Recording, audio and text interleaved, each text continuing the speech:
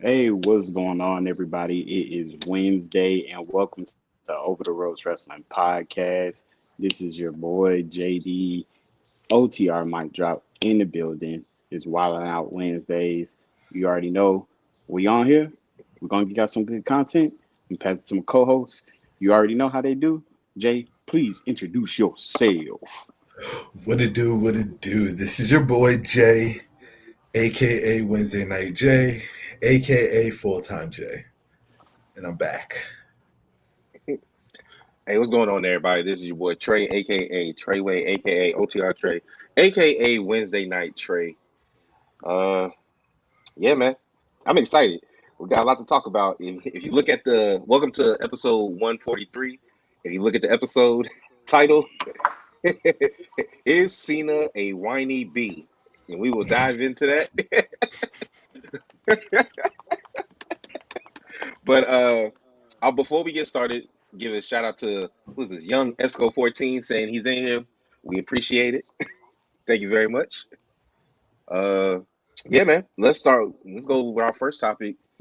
Cena's Hill promo. What'd you think? Did you get what you wanted? Did you want more? Was it weak? What was it?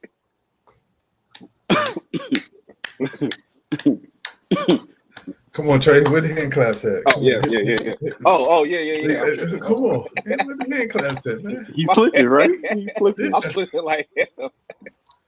He's slipping. There you go. So Anybody that said that promo was not good, y'all, they out of their mind. They Flex bomb. Yeah, they out of their damn mind if you say that promo wasn't good. That promo was damn good. I would Damn probably good. say that was probably one of the most intense, realistic evolutions of a heel turn I have seen in probably 2 decades. Probably 2 decades. Bro, he trolled the fuck out of us, man. Everybody. And it's Everybody. so funny though, because like it's just the things that we talk about, and he hit every topic in his promo. Yeah. The biggest takeaway was the part where he's talking about how they don't get new gear, they don't get new shirts, they don't Bro, get new interest music. what did Like we just say? Come on, man. We just talked about that joke. Well, I was like, that's where the troll effect came in when we was talking about it. I'm like, man, why? Cena gonna come in with all the regular, all the regular fruity pebble shit, right? yeah. And he's not gonna give everybody what they want. Everybody's expectation is it, but that makes him an even better heel. Just the fact that he influenced that into his promo. It was like, you know what? Your theme music actually is a perfect feel. It's my time now. Like everybody has Listen, to understand. That just put John Cena, if not number one, the damn number two top mic in the I world. gotta give it. to Spain, dude. Like I want to go see WWE when they're on their European tour, because that crowd was insane. Trey, They were in Germany. what? They were in Germany. Oh, Germany. Germany. Trey, what did I Crowd say? was crazy. What did I say? What was it? I think it. I know it was last year. The last time that they did shit overseas, right? And um, I said it's that atmosphere. It's different, right? Yeah. If you think back to when AJ Styles had his match, who did he fight against? It was AJ Styles versus Finn, right? And they were doing that chant saying that he was awesome and stuff, and how the fucking cameras were shaking because the crowd was that so intense. Man, and I know it's like we're in the US, but the overseas crowd, because they get that shit once in a lifetime, they shit on us. Bad. And then you know what's so crazy though, man? Like they go overseas and you get a 3 hour show, 3 hour plus show, because they can't even get through a promo because it's too loud and they won't quiet down for them. I mean, that opening promo with John Cena, even when you threw in Cody Rhodes at the end, it was still a 25-30 minute promo session. So Right. shout out to Truth. Shout out to Truth. He said, "I don't know what was better, the troll or the actual promo. Both were great." Yeah, I can't, man. I can't, pick between the two because the troll was insane. First, I thought he was really going to troll us when he came in and then he dropped the mic and was starting to walk out.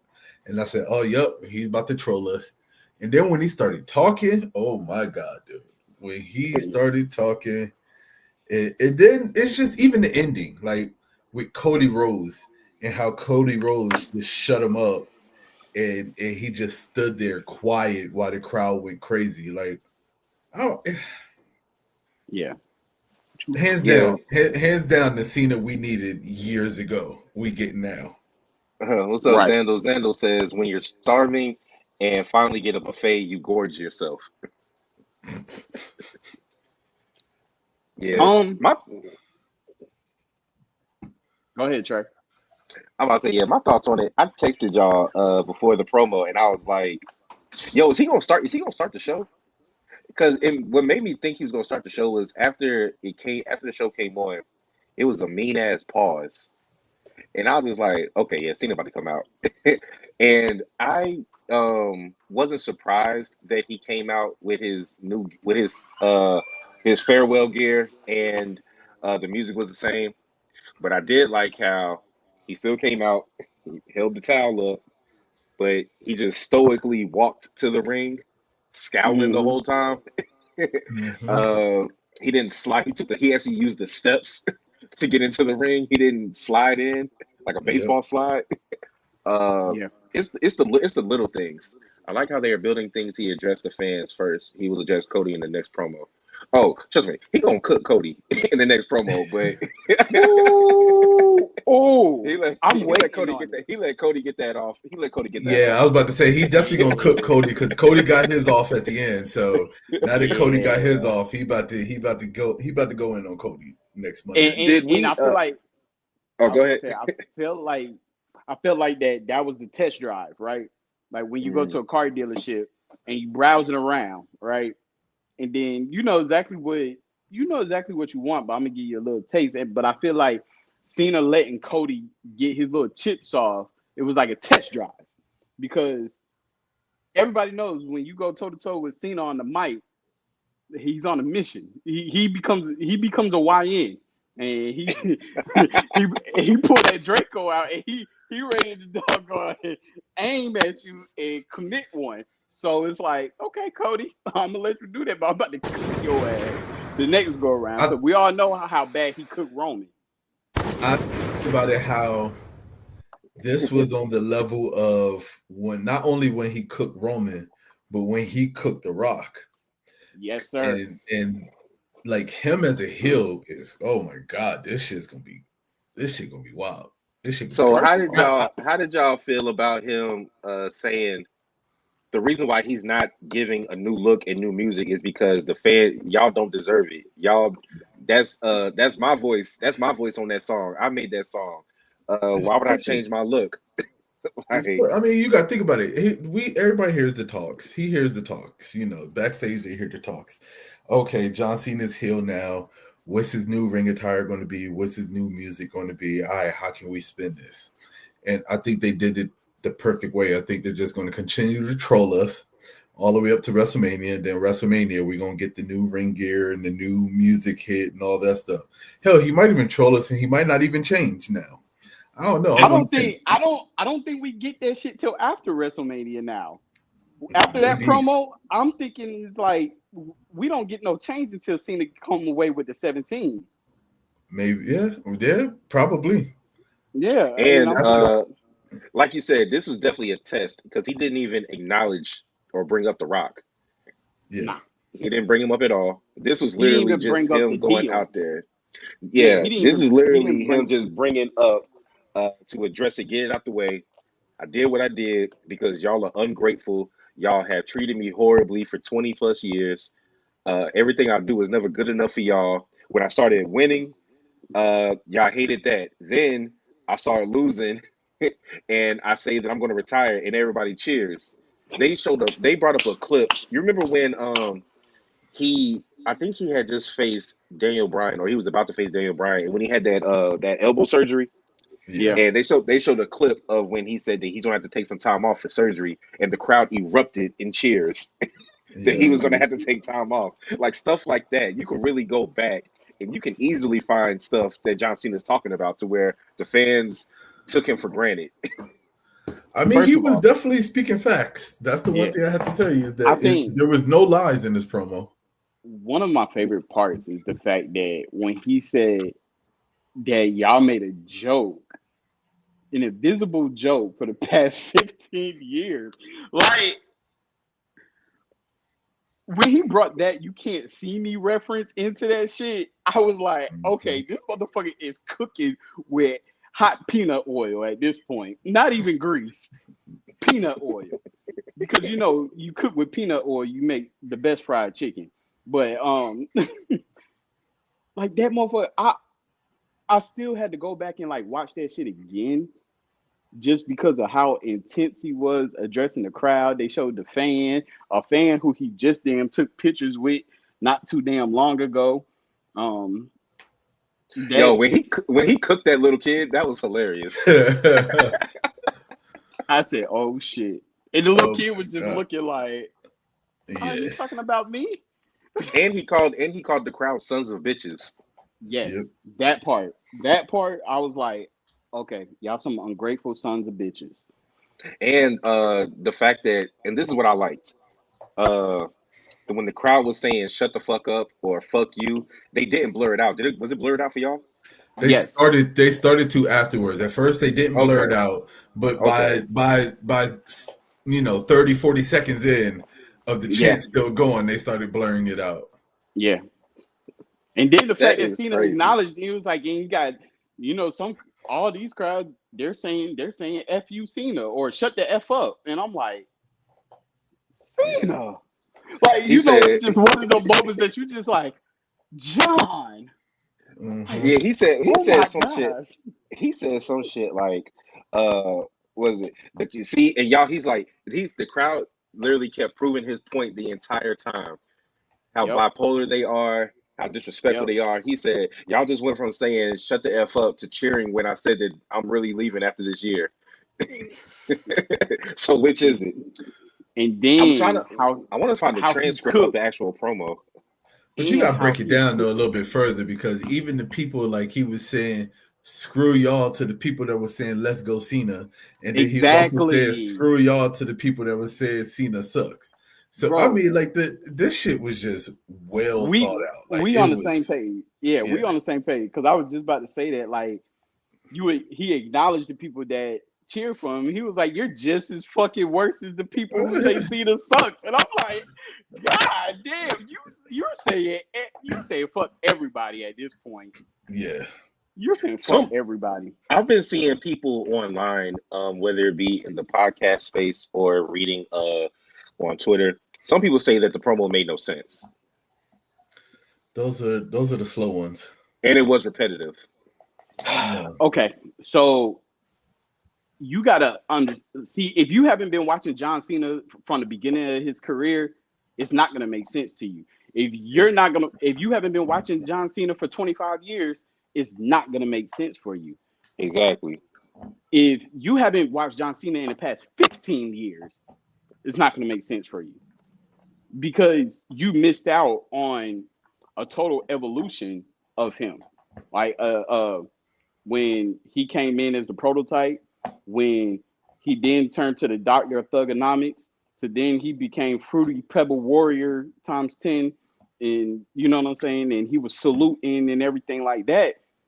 I do give okay. I'm not gonna say Cody shit was weak, but I It was liked it basic. because It was basic. it was basic. Like, I want to face I want to face John Cena. Not That's the only part he cooked when he called him a whiny bitch. yeah.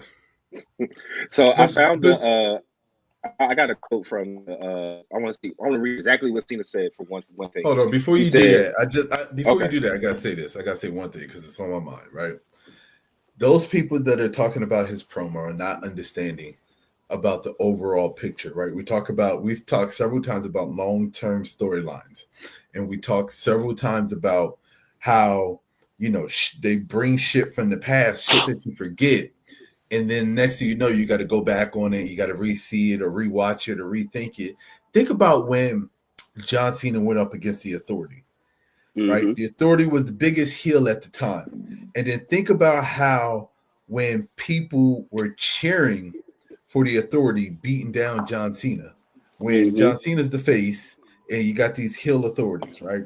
Think Mm-hmm. about Nexus. Think about that whole Nexus saga, right?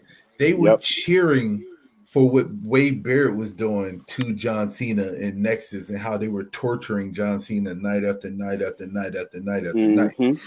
right? So now when he cuts this promo, you got to look at the reasoning behind it. It wasn't repetitive. It was a serve a purpose. And this purpose is like, I've been doing this for 25 years. And every time I give y'all something, it's, oh, we want this. Oh, we want that. You know what I'm saying? I was face for all these years doing all this stuff, putting my body on the line, coming back because he mentioned how he came back from injury so fast just for the fans and won the Mm-hmm. championship. And it wasn't like he was celebrated. It was like, oh, It Cena's wasn't back, good enough. whatever. What's Yeah. next? Yeah. Mm-hmm. So, I mean, And then So shit was well thought. Shit I'm was about to say it well was. this actually goes what I was about to read actually goes into exactly what y'all were talking about. So he said, when I first got here in WWE, you let me know really loud that you hated me. Yeah, yeah. Moments of embarrassment, moments of shame, just like this.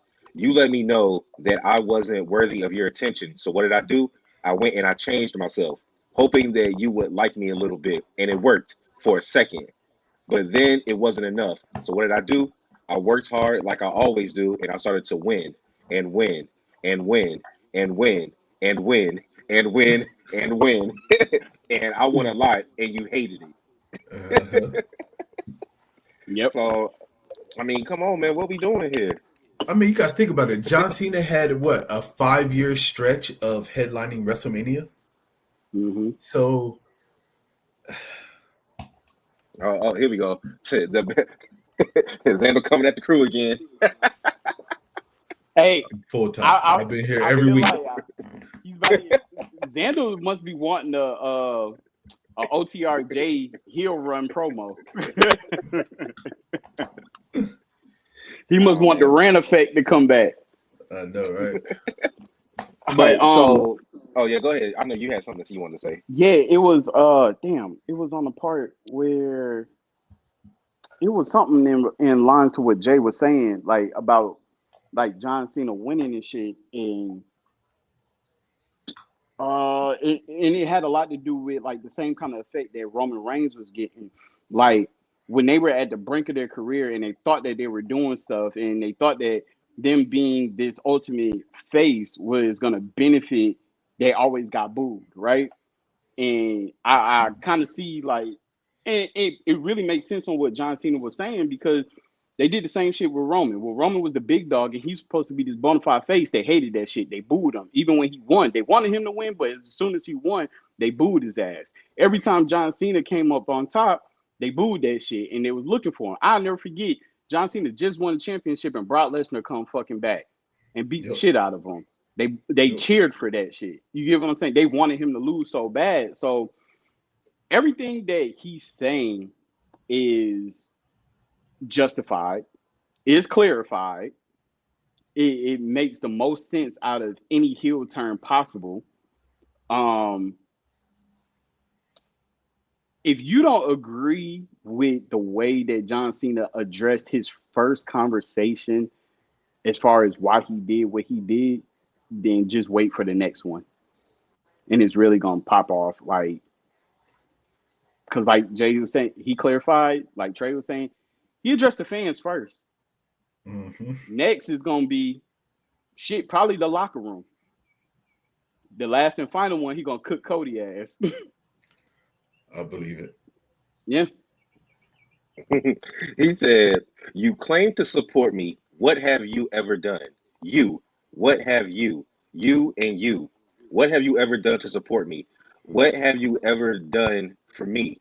All you ever do is steal from me. You steal. You steal my personal moments. You steal my time. You have made me your freaking toy. I am an object to you. You have made me the butt of a stupid invisible joke for 15 years, and you still think it's funny. It's not funny. It's pathetic. You are pathetic."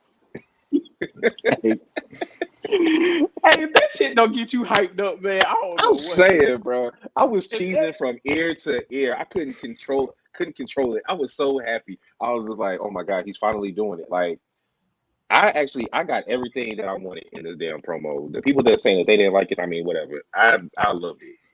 I Yeah. loved it. I got it. the It was people, perfect for what it needed to be right then. I just don't. I already gave you a shout out, young Esco. He said OTR might dropping facts. hey yo, so finish what you were saying, Trey, because you was working on something. Yeah, I think the only way that it's going to get stale for me is now that he's said what he said in this promo. I don't need him to go back to it the next time we hear from him. When he actually, because him and Cody are supposed to be at the next Raw together, and The Rock is going to be there Hmm. too. So I now that he's gotten in, so this first heel turn, it was about the fans. The next one, because he brought up Cody too, pretty much how Cody's his replacement now. Y'all have replaced me. Mm-hmm. So now he needs to focus more on that, in my opinion. He got everything he needs. He aired out 20 years worth of dirty laundry that he's had with the fans and frustration. I don't need that going forward. Okay, Oh so no, also I I kind don't. of disagree. Yeah, I was gonna say I don't think he's gonna address Cody. I don't think he's gonna address Cody the next time either. I feel like he's gonna have some backstage segments where people from his past, like Randy or some other people that's confronting him, and he gonna be like giving them this look, like almost kind of like what they was trying to do with the New Day, but that shit didn't really work too well with me. I don't know. That's just Mm. I like the New Day's heel turn, but that whole backstage shit didn't work for We me. definitely going to get a Rey Mysterio John Cena. Yeah, because you get. I remember it was at one point like everybody when John Cena was walking backstage and everybody was lined up and like some people were grilling him, some people remember when he, for instance, That was when he when was he got about to fired. walk out, when he When he got got fired fired. and Randy shook his hand. I think we're gonna get something similar to that, but it's like people is gonna start like some of the superstars are gonna start questioning his hustle, his loyalty, his respect. They're gonna start bringing up shit like that. Like, what happened to you? You sold your soul. Like the Miz, for once, like he's like on board on the John Cena gravy chain. You know what I'm saying? So shit, we might get him on SmackDown on Miz TV. I know they saying that John Cena probably ain't gonna be on SmackDown till after WrestleMania, which they should have never fucking did that with that schedule. That's some shit that pisses me off sometimes about WWE Oh, his because, schedule. bro, if y'all don't want to hear this, get the fuck out the stream. But you literally gave not a prediction, but a spoiler. This motherfucker is at 4 consecutive SmackDowns. Where the fuck is Cody at? Cody's on SmackDown. What does that say to you? Okay, I'm done. I just want to get that out. I just want to get that out. Apparently, John Cena is supposed to be honored with a Lifetime Achievement Award during WrestleMania week. Yeah. I don't know if that's true or not. Yeah. Let me see here.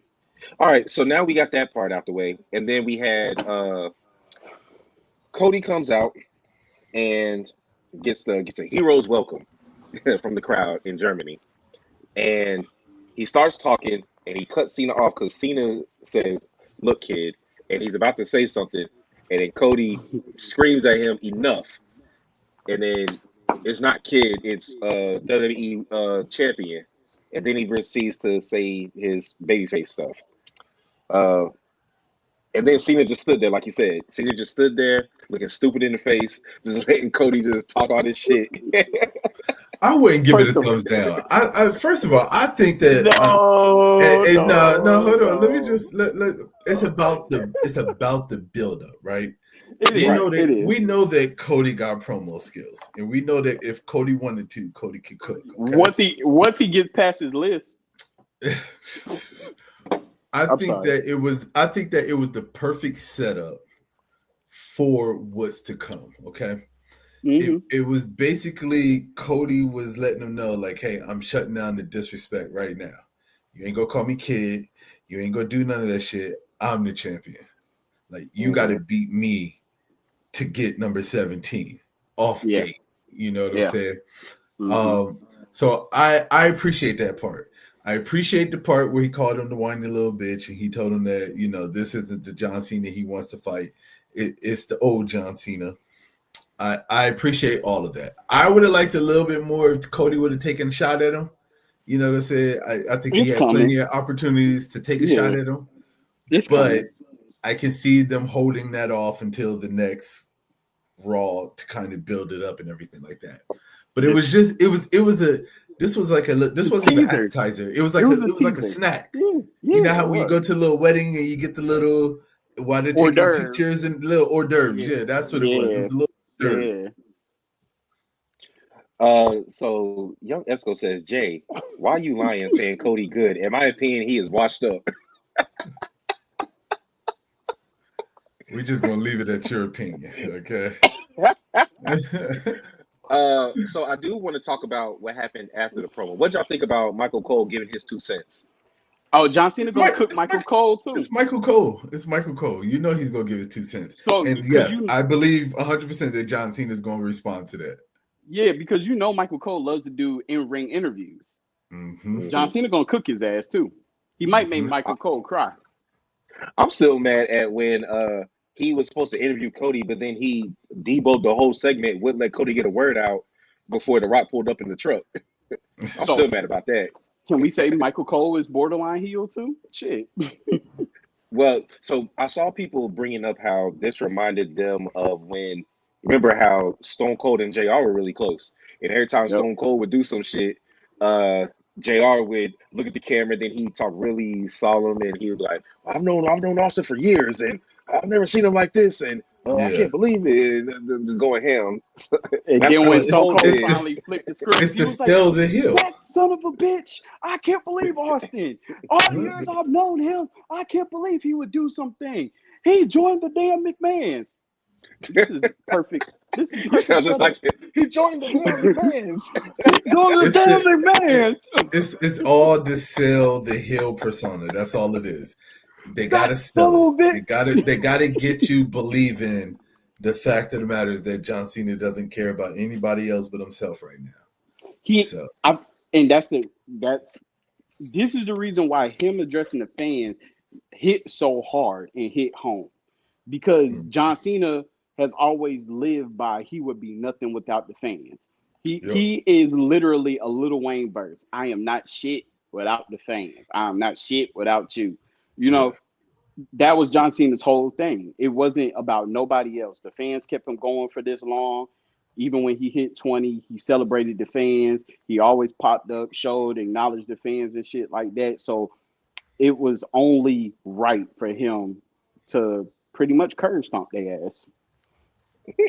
So, y'all got anything else y'all want to say about this promo? I just look forward to next Monday. Yes, sir. Okay. Speaking of Monday night, Corey Graves was back on Raw. McAfee was still doing his show during this time, so I guess that's what they said. They said that he was on vacation. I think that's what Cole said. He ain't on vacation. I'm watching McAfee right now. But yeah, Corey Graves is back. So hey, yay! He'll be back in NXT in no time. And this is the thing. At this point of time, with this promo, I miss fucking McAfee's color commentary. Yeah, I would have loved to hear what McAfee had to say. You know what I'm saying? Because he always goes back and forth with Michael Cole, and he always speaks his mind. So, you know. But John Cena has been tormented all the time. He has been. That's the whole point. That was the whole point of the promo. That was the whole point. Yeah. So JD went off about the schedule. So I have it right here. Upcoming. So yeah, the start of it was this past Monday. Then he's going to be on there the Monday after. He'll be there next week, and then the Raw after that. Then Mania. Then he's going to the SmackDown after Mania. Him and Randy Orton are being promoted for Backlash. You can read into that what you want. This is for Jay. He will be at Saturday Night Main Event on May 24th. And then, as JD said, 3 straight SmackDowns: May 30th, June 13th, and June 20th. Read into that schedule what y'all want. Hey, That basically means that John Cena and whoever, because here's the thing. All right, here's what I'm thinking. Right, yeah, Cena's heel. Cool. We've been wanting it. What else have we been wanting more than Cena being heel? Is a faction with at least 2 other wrestlers in Cena's pocket. mm-hmm. I I still kind think of it should see be. that. I still think it should be Waller and Theory. It could be. It could be. But I see it coming. I see some. I see them adding. Throw Logan Paul in there for extra star power. I think Logan's too big to be a part of anything right now on his own. But Yeah, Waller in Theory with Cena, that shit like would that. actually be dope. That would be dope. I like that. For the first So, time, hey, anything if that it has happens- to deal with them. If it happens, y'all heard it here first. Well, All right. So let's keeping on with this is in the same range. Let's continue our discussion from last week about the build for WrestleMania 41. So, and it'll tie into the next topic too. But so we had let's talk about the women. We had Bianca and Io signing their contract for the title match. Then, of course, and this is what threw me. After they both signed the contract, Rhea comes out and says, "What are you doing?" And then Bianca's like, "I'm signing my contract for WrestleMania." And she said, "I came out," and Rhea says, "I came out here to watch." They've already signed it. And then, of course, I brought this up to Jay when we were at work. This shades of when John Cena signed the damn contract to fight Roman when Finn had the title shot. So apparently, you could just sign your name on contracts that don't have your name on it. So I don't like the way thoughts. that they. I What's don't thoughts? like the way that they're writing Rhea. Into Oh, this right now. hold up. I just don't want to like say, it. do y'all remember what I said? What? I be literally a triple said threat? Rhea was. But I literally said Rhea was gonna sign the fucking contract too. Mm-hmm. I mean, I don't know why, but it just made sense because how else? It was either the apology, Io feel sorry, but after the smack thing, I was like, the only thing that made sense is that Io got a hand of the contract and signed that junk, and she did. I don't like the fact that, of course, I would have liked it better if Bianca didn't sign it and Rhea signed her name, but Bianca's name is already printed on there, right? That would have made sense. But you just signed your name in a blank spot, and once again, she was being childish, like she was acting like a child. there So, goes that. She did and I just. oh, go ahead. My bad. So my thing is just like, I feel like Io's keeping the damn title at WrestleMania. She is. Oh my god! The only reason why I feel like that is just because the disrespect that they keep throwing at Io, and basically they're making it seem like Io is pretty much less than, and she's not worth the time. The beef is between Rhea and Bianca, and Io just keeps getting in the way of whatever. You could tell that from the shows that she kept getting, last week and then this past Monday. So I don't know. I think there's so many other ways that they could have wrote in Rhea into this WrestleMania match. And this right here, to me, isn't the right way.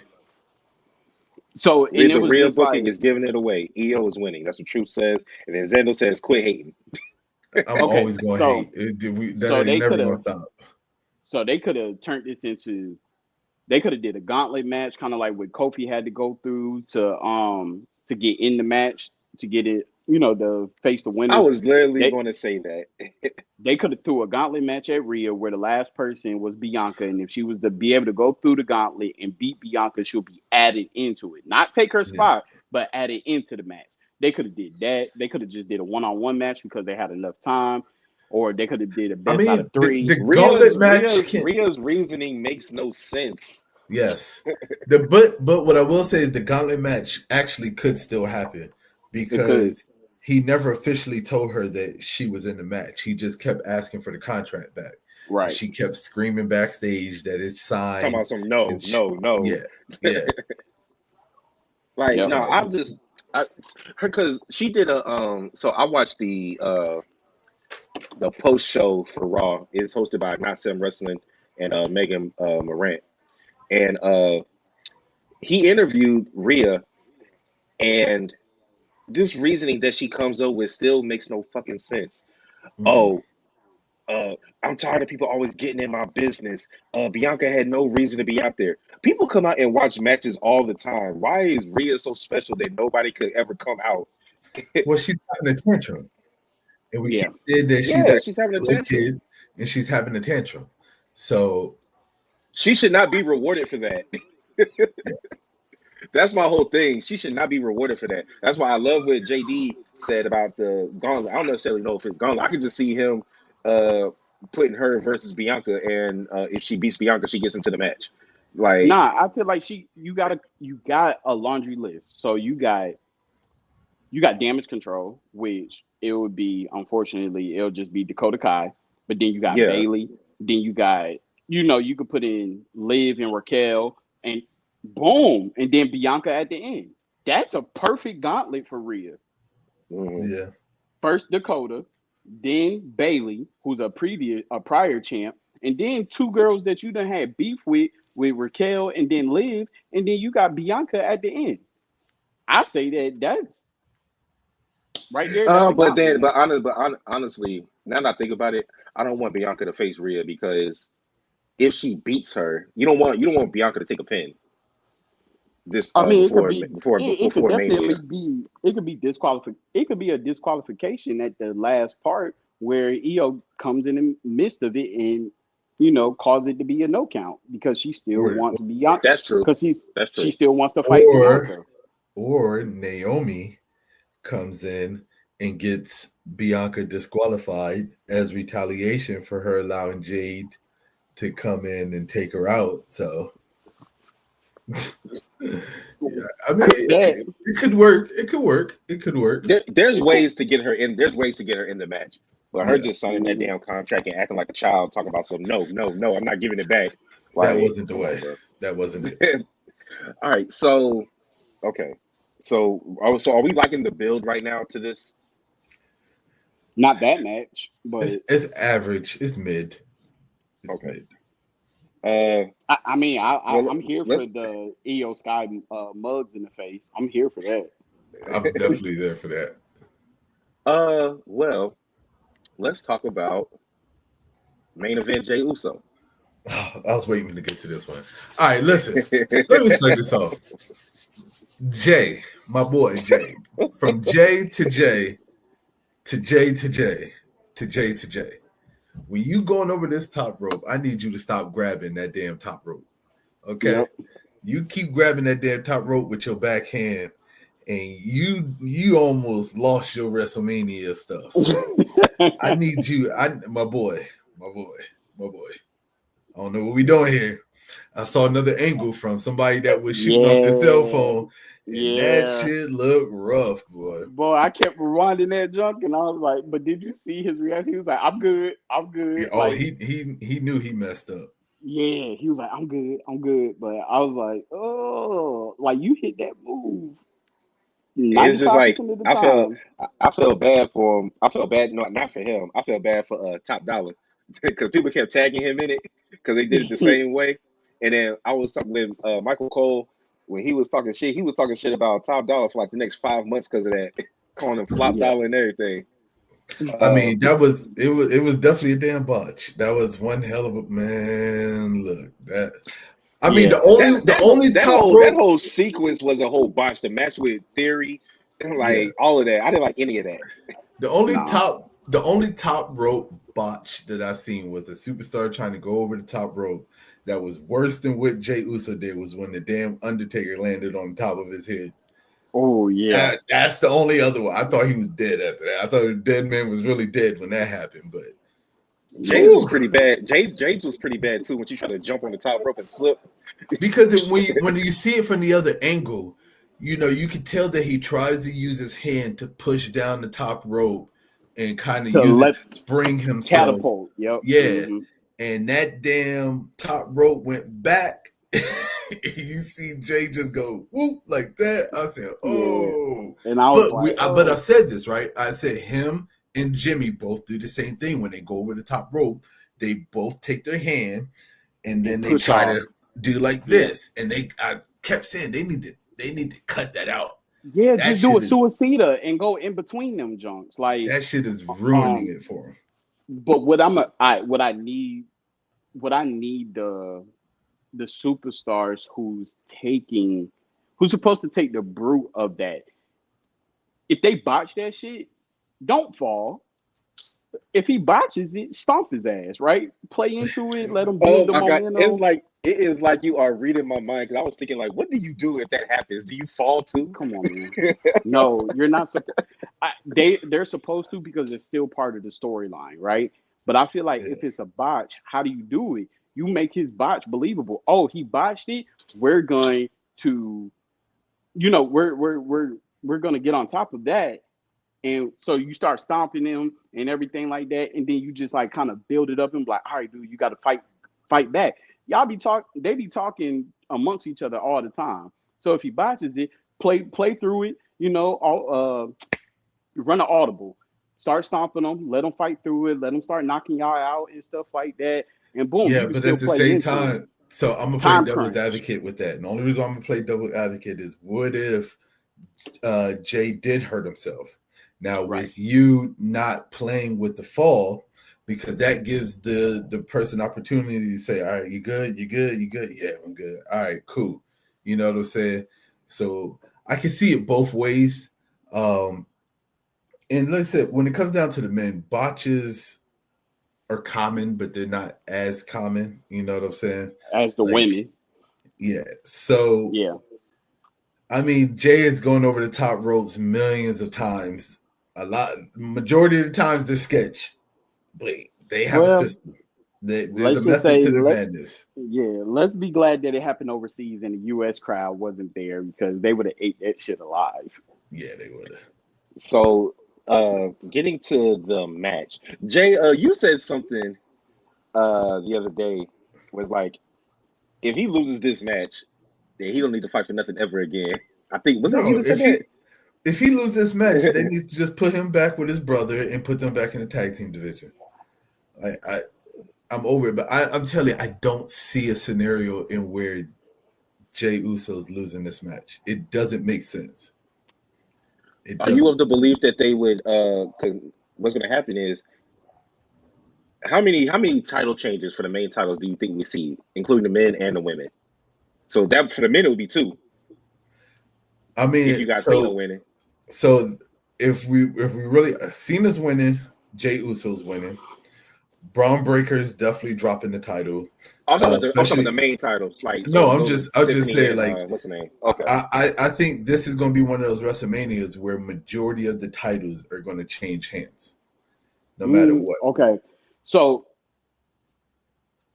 the change hands of the main men's title makes sense because one will go on a heel, one will go on a face, right? Exactly. You don't have two faces leaving WrestleMania as champion, so that makes sense. The women's, I unfortunately I see the women's. It's a possibility that both of the champions could retain. I think Tiff is beating Charlotte. I Yeah, definitely do. Okay, that would make see. Okay, if you do it that way, that would make sense. The men's titles get changed, the women's titles stay where they are. That would actually yeah, make sense. And the way that this whole shit is working out with this triple threat match, I think EO is going to retain. Yeah, yeah. I So, would and be I would be very surprised if either one, Bianca or Rhea, would win. I'll be yeah. very, very surprised the way that it's ooh, looking. y'all got me thinking. I want to go back to the women's title really quickly. Do you think that based off of this, we will begin to get is Rhea going to turn heel? No, Yeah, I told you that. Yeah, I don't think so. I told you that. She because is, the way that she's whining like this is heelish. bro. Okay, so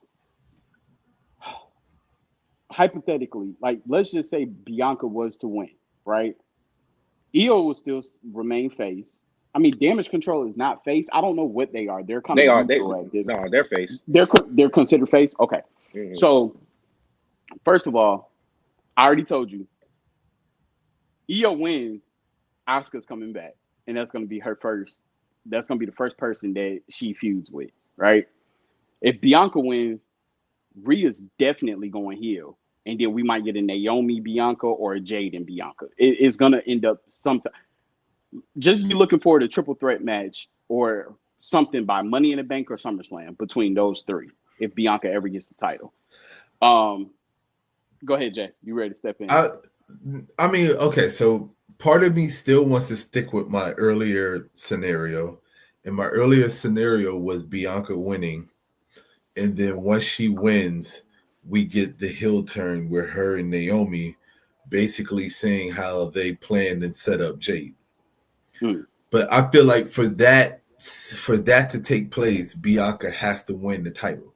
Because the whole reason why she had Naomi take out Jade was so that she can get back in the singles picture to get the title back. I like that.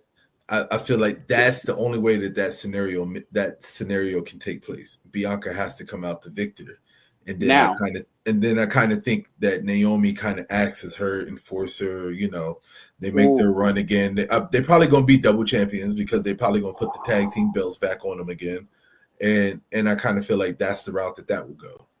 Jay, I hate you for saying this because my freaking mastermind just freaking went crazy. So we know that it will probably that triple threat match will probably happen night 1 of WrestleMania, right? Because night 2 we know we getting Tiffy and Charlotte and then the big boy championship, right? You would be surprised. Triple H said it's based on stories on where matches. No. I'm not saying headline, right? I'm just saying more than likely they will be on night 1. I ain't say headlining. Meaning the end the match. I'm just saying they will probably be at night 1.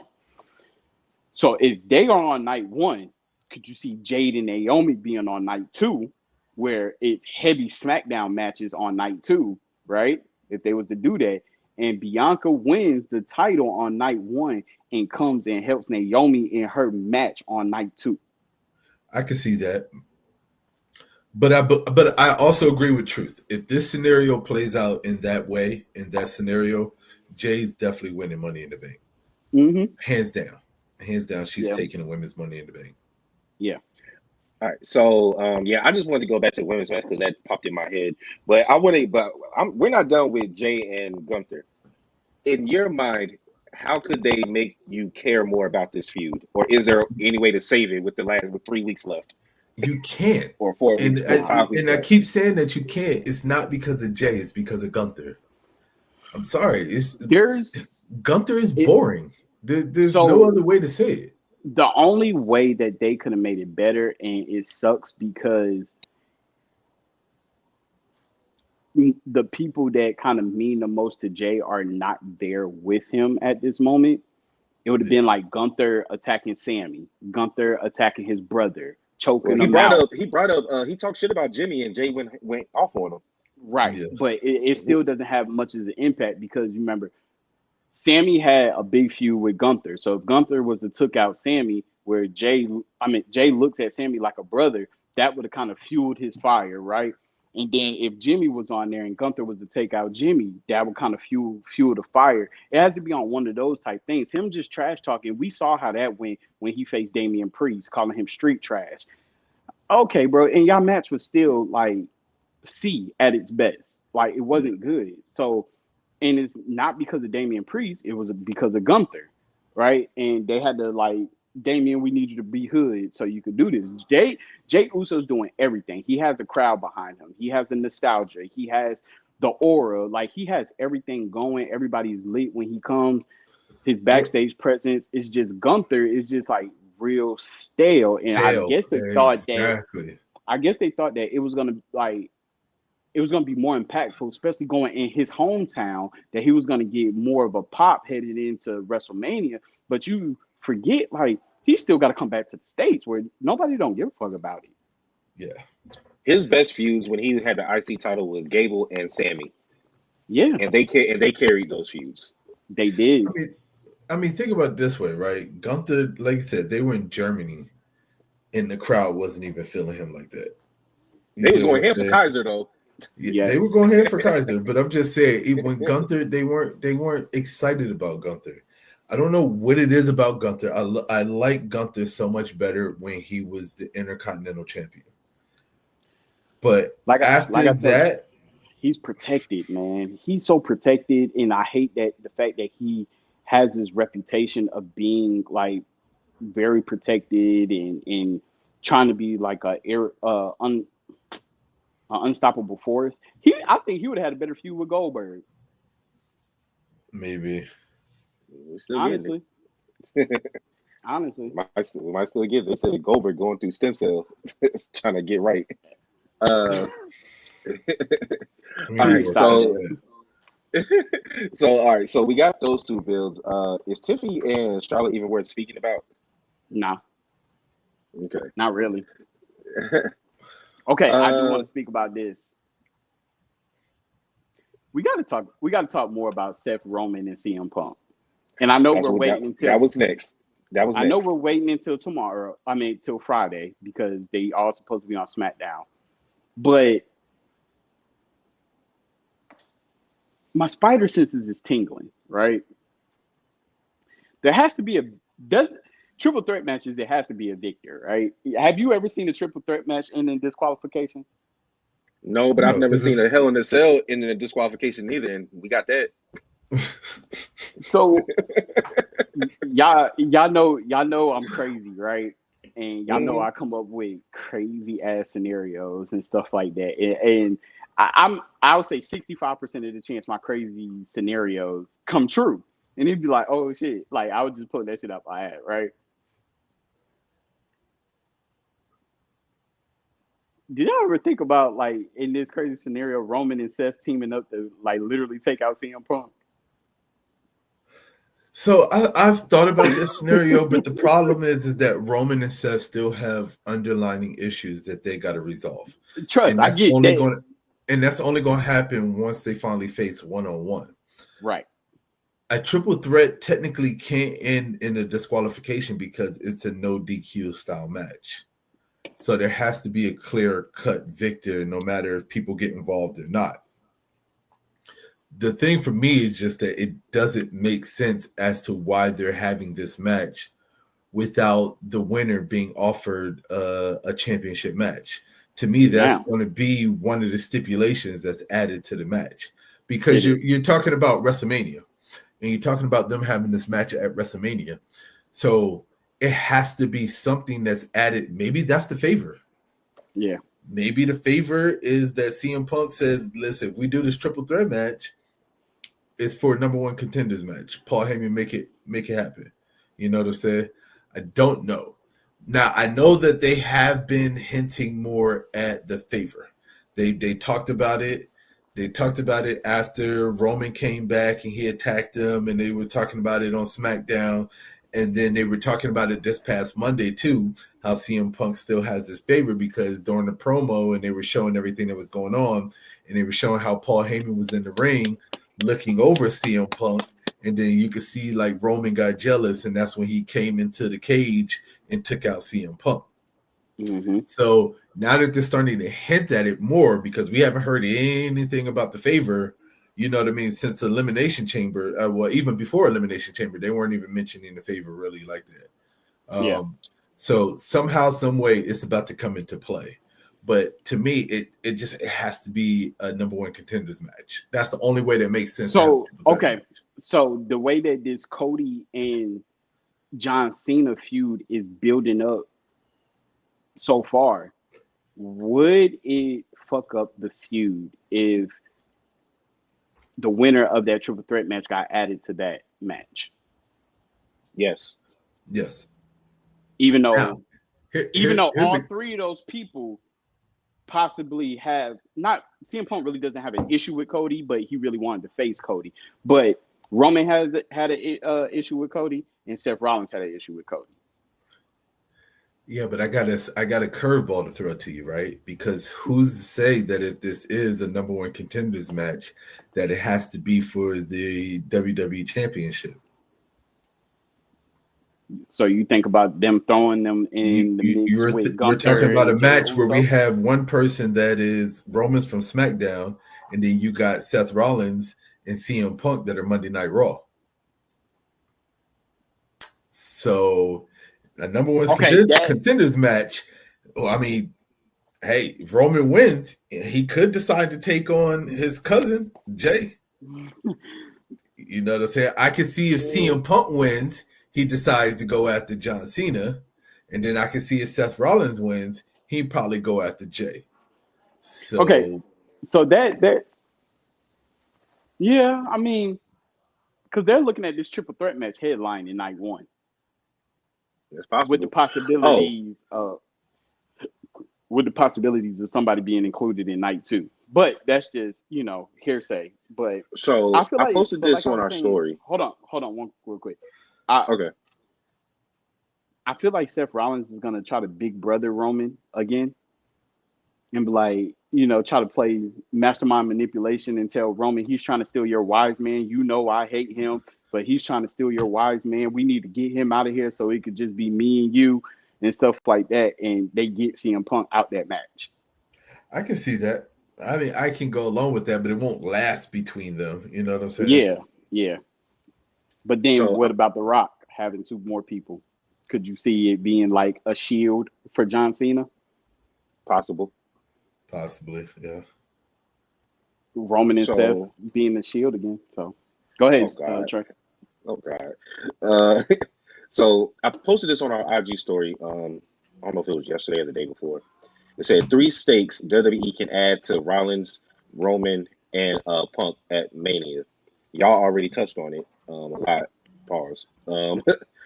The number 3, the winner of the match becomes number 1 contender for the world title in WWE. Mm-hmm. Number 2, the winner gets added to the world title match on night 2. And then number 1 is Paul Heyman will join the winner of the match. So I don't like the first. I mean, I don't like the second one. Because are you saying the World Heavyweight Championship match, or are you talking about the WWE Championship? World title. No, I think they're talking. I believe they're talking about Cody's belt. Okay, because I was about to say, adding them to Jay and Gunther automatically rules out Jay and Gunther winning that match. Whoever wins that match, I don't want to see that. Let Jay have his match. The thing let is, Jay win his title. So the first scenario was they just become a number 1 contender. They don't get added. I think that's what's gonna happen. Number 2 is they get added to the match, which wouldn't make sense though, unless Punk won. Then all 3 of these make more sense if Punk wins. Punk has to win in all 3 of these scenarios because he could be number 1 contender. Favorite don't have to come in yet. Number 2, the favorite, he gets into the match, and then number 1, Paul Heyman joins him again, and they run it back. So all of these scenarios is what Punk winning to me. Yeah, but the problem is just that adding CM Punk to John Cena and Cody Rhodes just doesn't make sense. He called them both out. Well, he didn't call them I know, Cody, but I just said like and The Rock. I know, I get that, but for the storyline and the way that they're going with John Cena and Cody Rhodes, it doesn't make sense to add CM Punk. What it would do is it'll make sense to add CM Punk as the number 1 contender, and then we finally get John Cena versus CM Punk, which will probably take place, like I said, at SummerSlam, where CM Punk will probably be the one to end up beating John Cena for the title. So, or I see that more. Or now we all know that when we talk about WrestleMania, we talk about the Friday night SmackDown before, the 2 nights, and then the Monday night Raw after. So number 1 contender. Does Jey Uso need a lengthy title reign? No, absolutely not. No, but it's going to be more than one night. You sure about that? Bro, I would stop watching wrestling. I swear to God, I would quit this podcast if they did some shit like that. do a Kane from 1998 where he's a champion for a day. WWE cheap pop. He wins, the arena erupts. Boom, that Monday night, CM Punk has his number one contenders match and wins. This is giving me Edge vibes when Edge cashed in the Money in the Bank on John Cena, and then John Cena turned around 2 nights later and beat him to take the title back. That's the type of vibes that it's giving me. I don't want to see that. Well, we all Nobody know. wants to see that. We all know that CM Punk is leaving with Paul Heyman. Roman has gotten to the point where he doesn't need Paul Heyman. He doesn't need Paul Heyman. Yeah. So whatever is going. Maybe that's the favor. I mean, the favor really is the favor. I mean, yeah, because the favor is to get Paul Heyman to winner gets Paul Heyman's representation. Yeah, I don't know. And Paul Heyman does everything. Like he gets you. Even Zack Ryder held on to that damn championship for I want to say, what was it, like a month or two? He had it for like 2 months before he dropped it. Yeah. Because I still remember that Raw after Mania when Daniel Bryan came out with the championship, and then Zack Ryder came out with the championship, and they were celebrating and stuff. They came through the crowd and everything. Zack Ryder still held on to that title for 2 months. The problem is that, okay, even once Jey Uso wins, Jey Uso is not immediately dropping the title, okay? I continue to say this. Jey Uso is the face of Monday Night Raw, and he's not even the champion. They're going to give him his title run.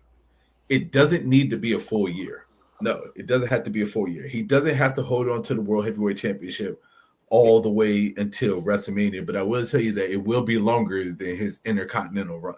It don't even got to be 6 months. He could do like 5 months. Exactly. Intercontinental run was basically to shut up the fans and give him a quick title run real quick for singles, because they knew that they were going to be catapulting him to the position that he's at. We know this because why? Because Netflix has been requesting it. He's one of the highest selling merch, as of right now. I don't even think anybody's merch is selling better than Jey Uso's merch. And we know when it comes down to WWE, it's about money. And if you drive sales, if you drive ticket sales, I mean, look at the Yeet section and look how much it has doubled in price. Not even to sit ringside. We're talking about the sit upper level in the stadium just to get a glimpse of Jey Uso coming out through the crowd. So come on, you got to admit these points are valid. So if CM Punk wins and he gets a title shot for the Monday night after, he probably won't win. I could see Seth Rollins and Roman Reigns coming in and costing him to lose. And that's just from Paul Heyman and CM Punk screwing both of them out of that match and stuff like that. And I'm telling you, a Shield, they won't be in Shield gear or coming out to the music, but it'll be like a Shield reunion between them two. We're getting a Shield reunion. I'm telling people that now. We're getting a Shield reunion. I think we're going to get a Shield. I think we're going to get a Shield reunion probably by close to Survivor Series is the way I see it. Like, I don't know who else they'll add to it, but we're definitely going to get it. They always said they didn't need to add anybody. They could just do it with two. I mean, they don't. Like I said, I mean, we got a DX reunion with just Triple H and Shawn Michaels. We could definitely do a Shield reunion between Seth Rollins and Roman Reigns. There's nothing wrong with that, and the fans will still be hyped for it. It wouldn't feel right. Shut up, Trey. It wouldn't feel right. Let me see. So now we've talked about it. I actually agree. I agree with JD about the Paul Heyman leaving with Punk. I could definitely see that. Do you think he's leaving with Punk, or do you think Paul Heyman is going to betray Roman? Both. I would see him betraying.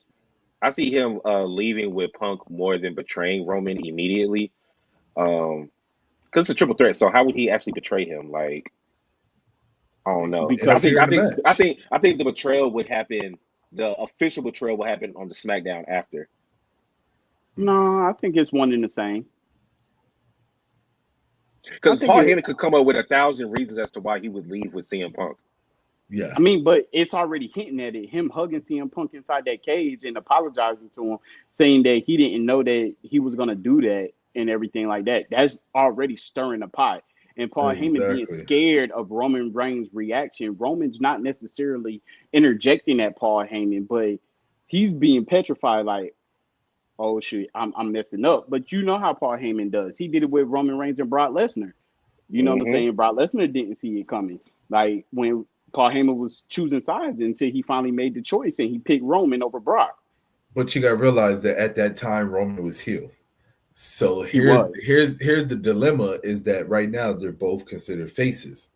So I don't think that it's going to be a straight betrayal because if he betrays Roman and sticks with and goes with CM Punk, that effectively automatically turns CM Punk heel, which Does I it don't. or Yes, it? no, I mean, but what if?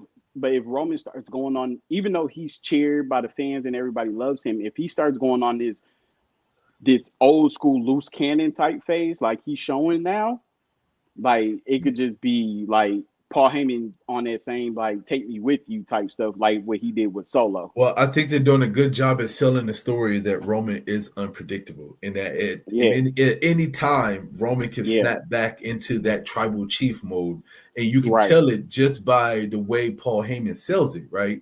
He was Mm-hmm. hugging CM Punk. He was saying, "I'm sorry." Then Roman comes into the cage, and then next thing you know, he goes back into my chief mode, like he's fearing for his Yeah, life. right. So I mean I can see them playing it both ways, but I still think that even if he betrayed him, like he interfered in the match, let's just say he low blowed Roman or whatever to give CM Punk the win, Yeah, that CM Punk would be here. automatically turns CM Punk heel. Yeah, it would. Okay. And I wouldn't be against it. I could definitely see CM Punk on Raw as a heel. Okay. Yeah. Well, so okay, that was a good discussion. We'll be talking about this all the way up until Mania. But I do want to bring up something else dealing with WrestleMania. This is not about any of the matches. I sent this to y'all. It was about this WrestleMania package deal. So it is WWE Hall of Fame icon package includes a meet and greet with Triple H and Lex Luger. The price starts at $8,500. This is what you get: row 2, 3 seating, tickets, I guess. Hall of Fame stage access with podium photo opportunity. Meet and greet with Triple H and Lex Luger with a photo. A premium gift. A dedicated priority pass entrance. Excuse me. And a professional on location, on site support staff. Do you understand that this is $8,000 that you're about to spend just for the Hall of Fame? This isn't to any of the events other than Hall of Fame. Hell no. Look, we've had this discussion. We've talked about this before, okay? These premium packages that WWE, they're out of their goddamn minds. I need all these people that are watching this, I just need y'all to go online, okay? And I need y'all to go to WWE's website and I need y'all to look at their WrestleMania packages, okay? And look at these VIP experience packages that they have, all right? This package you don't even get the Raw after and all that. We're talking about just a package for what was it? It was night 1 and night 2 of WrestleMania, and then you get the little fan access at the little fan event, and then you get a meet and greet with some wrestlers, a lunch or a brunch with some wrestlers, and then look at the tickets and where you sit at. Okay, you're talking about WrestleMania, and you're about to spend, let's just say, if you get 2 tickets, anywhere north of $8,000 to $10,000 for 2 tickets for WrestleMania, and you're not even sitting anywhere near ringside. These are upper level nosebleed seats in this package. This is what they had for last year in Philadelphia. I know because I looked at it. Remember, I sent y'all the text message with all the stuff in there. These packages are a ripoff, and they're ripping people off. But I mean, hey, when you got it, whatever. You got $8,000 to blow and you don't care about it. I mean, if I had money and I ain't care, I'll pay it.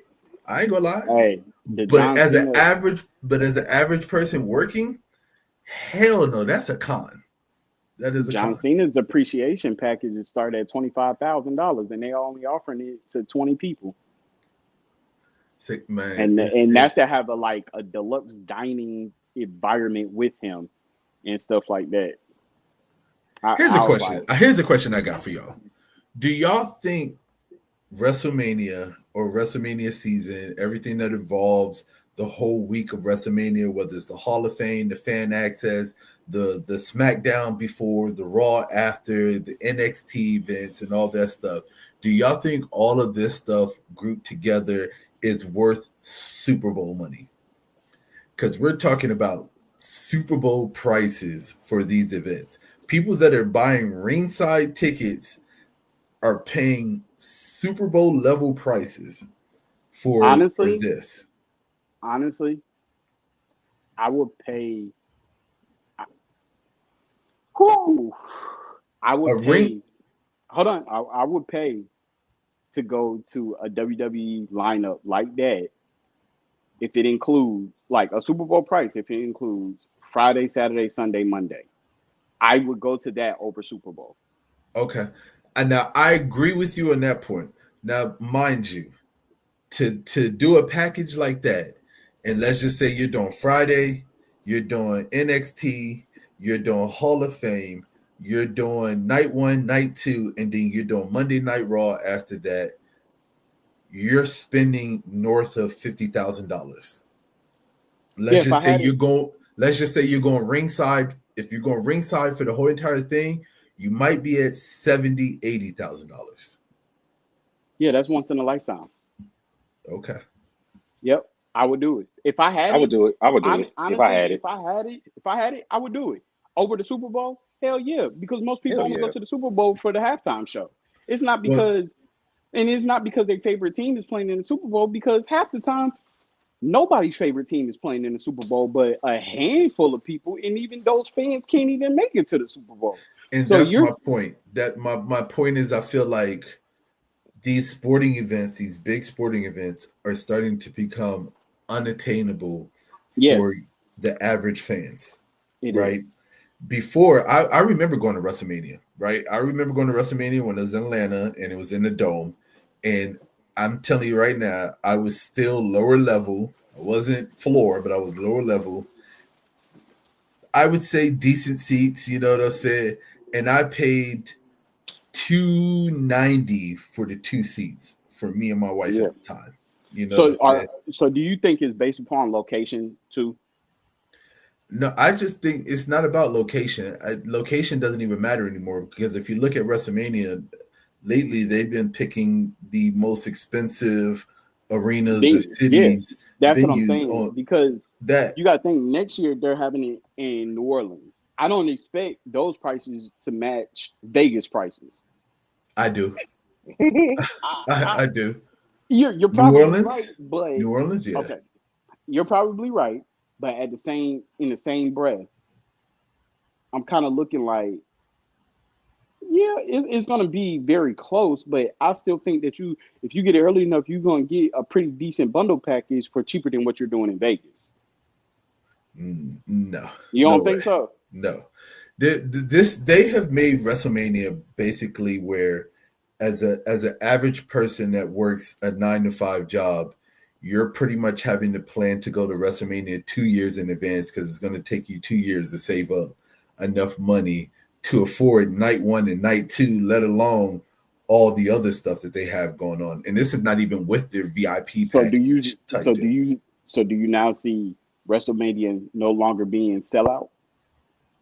WrestleMania will always be sellout because you always have people who can make that sacrifice and they can save up that money. Yep. But I feel like they're making WrestleMania such a star-studded event and they're catering to celebs and all this other kind of stuff that, like I said, I mean, come on, Super Bowl, you don't have the average fans in there. You know what I'm saying? Like a lot of people that go to Super Bowl, they got money.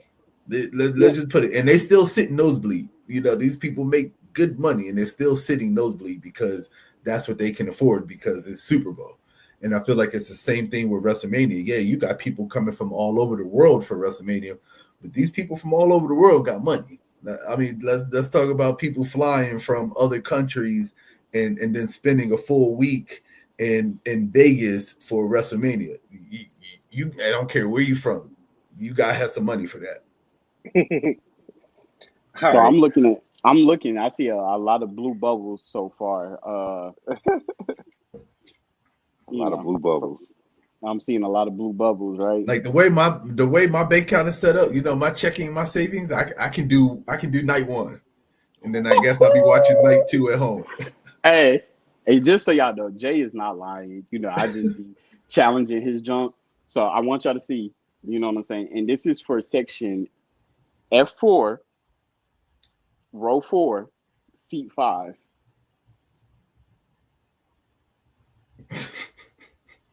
$15,000. And that's for one 15. night. Like I No, said, that's two. That's two oh, nights. that's 2 nights. Okay, Yeah, that's 2 nights. so that's just for WrestleMania. So So elevated. imagine if you want to do fan access, if you want to do NXT, if you want to do Hall of Fame, you want to do all the other. This is elevated. That's $2,000 for that same seat for both nights. Lord We better help all those go. people. We better all go into the dome. But I'm telling All right. Let's go ahead and finish. Let's get to some subscriber questions. This question came to us early from Young Esco 14. He This is a question for Jay. Oh no, it wasn't. Maybe it was. Opinions on Jeff Hardy. you. I mean, I don't know what the opinion you want on Jeff Hardy. I think Jeff Hardy needs to hang it up along with Matt Hardy as of right now. But I mean, I will always be a Hardy fan. Um, I have a theory on when is your time up, right? When is it like, okay, when it comes down to wrestlers, a lot of these wrestlers, they just don't know when to call it quits. I feel like you got the smart ones that know, okay, my time is up. Like the John Cena that said, okay, you know what, my time is up. Even for somebody like the Undertaker, and as much as I love the Undertaker and I'm an Undertaker fan, do we say he might have should have hung it up maybe a year or two before he did? Yeah.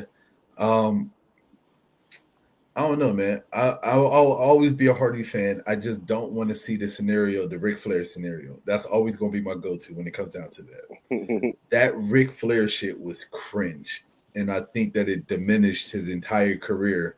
Just watching him go through that match and doing what he did to have his final match. So I don't know, but I'll always be a Jeff Hardy fan.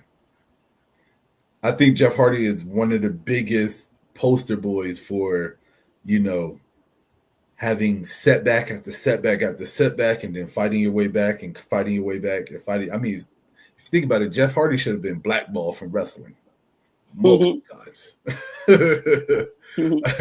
we talk about, if you look on YouTube and you Google wrestlers who have been like blackballed and stuff like that, you got like wrestlers like Alberto Del Rio and other wrestlers who are like, what's his name, Enzo, who you would probably never see in the WWE again. I don't know. At one point, Jeff Hardy was in that discussion, but Right. he fought his way and made his way back. So, hey, more power to you. I just want to add. I know the question wasn't for me, but I like what you said about the Ric Flair thing. When you go too long, you run into an instance of your match not being great to end it, right? With the Undertaker for his last match, he couldn't do it in a ring. He had to do a cinematic match. Yep. You get what I'm saying? So now you're pulling strings to make stuff look good. Jeff Hardy seat scenario with him retiring is, it needs to happen within a year, because I feel like that if you want to leave a legacy on what your career looked like, you need to leave a legacy while you still got it in you to be able to make an impact. I don't think that you need to do it where you're missing your top moves. If you're able to hit it, like hit it and like let it be, let it have that impact, but let that be it. Don't go into a scenario where you're fighting against somebody and they got to carry you to make it look good, or you got to add glitz and glamour for it to look like you're able to do it, when like, damn, I should have did this a year ago, and then you haven't, like, key person, Kurt Angle said, he said, man, I should have retired a while ago before I even had my last match. I should have probably did that 2 or 3 years before I even had my last match, just because I was in so much pain during that process. He was like, I wanted to do it, I wanted to end it on my own terms, and I think that's where a lot of wrestlers they have that ego to the point is like they want to end it on their own terms, but yet your own terms is here, but that don't be connecting with the way your body is set up a lot of times. So if your body ain't acting right, hey, you got to let your body speak for your mental.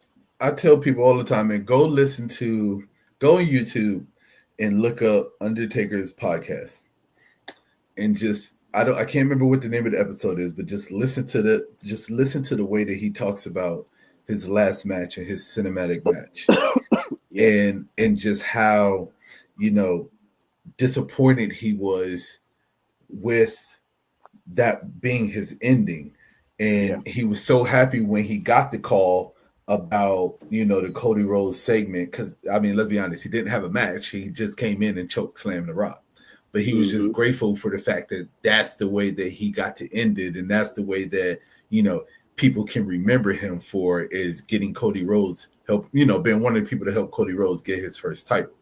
right. um it's but it's not just wrestling. There's a lot of sports like that. There's a lot of sports out there with people who, all right, it's time. I should be hanging it up, but they're just like, one more game, one more Yep. match, one more run, Hey man, and and my, and it just I don't know, something about it. It can destroy your whole career, because then people aren't going to talk about what you've done throughout your career. They're going to talk about, man, did y'all remember that last match that so and so had? Or y'all remember that last game? Man, that shit. Oof. let's keep it a G. A lot of people they only remember Michael Jordan's Bulls run, and they give him his props because of when he retired as a Bull. But a lot of people forget this motherfucker came back as a Wizard. Yeah, he did good his first year, but then he tried to replay that next season with the Wizards and was god awful. He couldn't even make it through the whole season, right? Mm-hmm. And that's how he ended his career, is having a piss poor second year with the Wizards, being an owner and a player, where he couldn't even make it through All-Star break, right? The first year he was still putting up, he still showed that he got still gas in the tank, and he was Well, putting the up first year he MVP type made the All numbers. Star. The first year he made Yeah, the All and he Star. won it, That and he was was, still putting up MVP type numbers. But that should have been it, right? But he Look let at his Vince Carter. ego, yeah, didn't push his ego aside. I think for a lot of it, it's about the money. Yeah, Honestly, you know, we talk about, oh well, these people made millions of dollars and stuff like that, but you don't understand that money comes and goes. You know, not right. everybody is the best when it comes to managing money. And I don't care what anybody say. I'm sure managing millions is way harder than managing what we have. Thousands. Like, Right. yeah. I mean, I'm sure managing millions is not as easy as it sounds, right? And then next thing you know, you realize that I'm wrestling or I'm playing way past what I should have been playing, because I need the money. Like, I gotta stack up something. I mean, we talk about Tyson. He's Yeah. he's kind of the poster boy for it right now. This last fight, he should never did it, right? No. But I think he saw the payday that he was making, and he was like, "Shit, I only got to go 5 rounds. Why not?" He And it shouldn't have. was, He shouldn't have done the match against Roy Jones. He shouldn't have done yeah, that either. and it Yeah. was it was god awful. Like, it was awful. All Yeah. So, right, I got one more. One more before we get out of here. This comes from Tion. Who do you want to turn heel now versus years later that's on the main roster currently? For me, Bianca. I would have to go with, yeah. I mean, I would have to go with Bianca, because there's nobody that has been face as As long as she long. has. Yeah, as long as she has. Yeah, on the main At Yeah. some roster. point, Yeah, everybody has already been heel and then been back face, other than like Um. CM Punk when he returned. But we've seen Um. CM Punk as a heel. Y'all probably. I know y'all gonna be like, man, he ain't gonna never do it and stuff like that. I wouldn't mind If it Rey had to, Mysterio. God damn it, Jay. Oh, my bad. That just show we right here. We right here. You want Like, filthy animals, Ray? bro, I wouldn't and mind. he I wouldn't mind Rey nah, Mysterio to he heel. got to keep he got to keep the mask on for this, right? Like, but yeah, we haven't seen a Rey Mysterio like that since WCW Filthy Animals. Like, I wouldn't mind. That would be like another type of like I never seen that coming. You know what I'm saying? Like, to me, Has you know. has Jeff Hardy ever been heel? Yeah. Yes. No. No. Heel-ish. Yeah, he just had like his crash out moments. But Matt Hardy was the one who went heel when he betrayed his brother. So, yeah, Yeah. technically, no. Because when Jeff left the WWE, it was right after he had that big title run and everything. And then he fell off and got kind of fired. But Yeah, I was talking about in WWE's end. I knew he was heel in TNA. I do remember that. I remember Yeah. when he turned heel because he joined. Who the fuck did he join? Was it Bischoff? When he Immortal. When he joined Immortal, it was Hogan. When he joined Hogan, I remember that. It's too early, but Penta too. I mean, Penta could be a great heel, but that's not happening anytime soon. I'm glad you saw that. You see that his brother's going to SmackDown, right? Yeah. Yeah, Ray Phoenix. They already started promoting him for SmackDown. Mm-hmm. Yeah. They showed the little teaser clip. But do y'all think that was just because they didn't show it on Raw, so nope. And if they show it Friday, then that just goes to show they're trying to keep them separate, let them go on. And they say the number 4 is for Aleister Black. Yeah. Mm-hmm. I agree with y'all. Definitely Bianca. Definitely Ray. There's really not anybody else that's been a face for that long that is now because Kofi. Well, Kofi he's been a heel before, hadn't he? Prior to this. Yeah, the New Day were a heel when they first started. Yeah, they were a heel faction at first. Yeah. I remember when the Usos turned heel against Alpha. Alpha what was their name? I forgot the Alpha Academy? No, they were Alpha. American Alpha. I remember when they turned heel. But I mean, I would love for them. Honestly, I would love to see the Street Profits legit heel. They tried it. The fans turned on them and wouldn't let them go heel. And then right now they're kind of playing that line of are they heel or are they face? So, I mean, they just put the titles on them. I would love to see them just take the Street Profits and make them go full on like bad boy with it. But I don't think so. I think they're just going to stay on that line of This is where WWE knows it's not really going to work unless Bianca is with them. Like, they tried B-Fab. The shit didn't work right. They know the chemistry with Ford, Dawkins, and Bianca would be unfucking matched.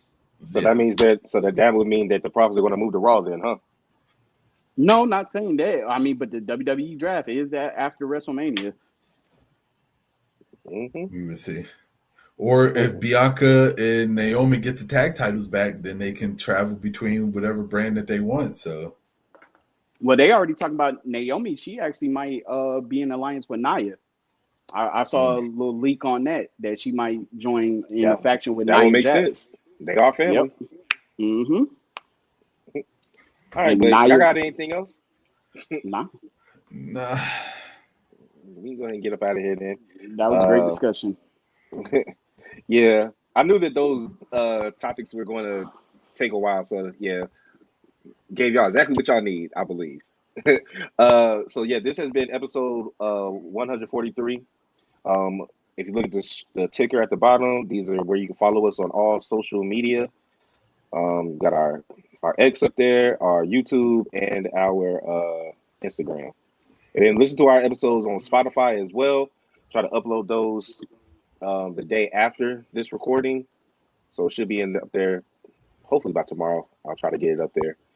But yeah, man, this is Trey, aka OTR Trey, aka Treyway, aka Wednesday Night Trey.